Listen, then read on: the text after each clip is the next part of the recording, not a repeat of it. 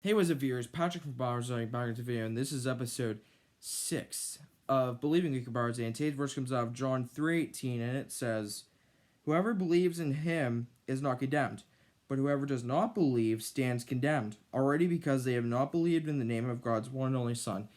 And that's that verse means, so let's get right into it. In Proverbs 18, verse 17, here is what it says. It reads, "In a lawsuit, the first to speak seems right, until someone comes forward and cross-examinates." Excuse me. Let me take a drink.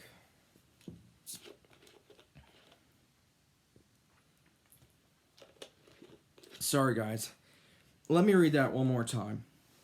In Proverbs 18, verse 17, it reads, "In a lawsuit, the first to speak seems right, until someone comes forward and cross-examinates." And that's basically the verse portion. And some interesting things. We started looking at the book Creation, Evolution, and Intelligence Design. And the first person that we looked at was Ken Ham.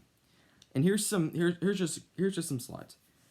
Genesis 1:11 is history, not poetry, parable, prophetic, vision, or mythology. Ham's argument is that the genre of Genesis 1:11 is historical narrative. Basically, it's a report of what happened. Ham also supports this by arguing what we find in Genesis 1:11 is the same form of writing as what we have in the rest of Genesis and in other historical books. In Genesis 5:11, the genealogies are strict chronologies. Names not likely missing, years certainly not missing. Time scale of Genesis, therefore, cannot coincide with old Earth or evolutionary perspectives. Pre-fall creation, very good. Death and curse came as a result of the fall into sin. If death and suffering existed before the fall, how could the creation be very good? Evolution story. Evolution story. Mass existences. Disease in the fossil record, thorns and thistles, creation of a very good world with no death, fall into sin. Some other voices as talked about, people like Jesus, Paul, Isaiah, they were all young earth creationists. And if they were wrong about this, we can't even rely on them for anything else.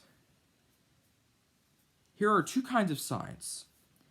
The only eyewitness to creation we have is God, and we have his testimony in Scripture. Here's another one. Inferences drawn from observations, basically, example is the rocks and fossils. Ham seems to argue, depend on what presuppositions or assumptions one already holds and come into the evidence. Those who assume the God of the Bible is the creator come up with inferences that support that conclusion. Those who assume a secular and purely naturalistic worldview come up with the inference that supports that conclusion. And that's all of that.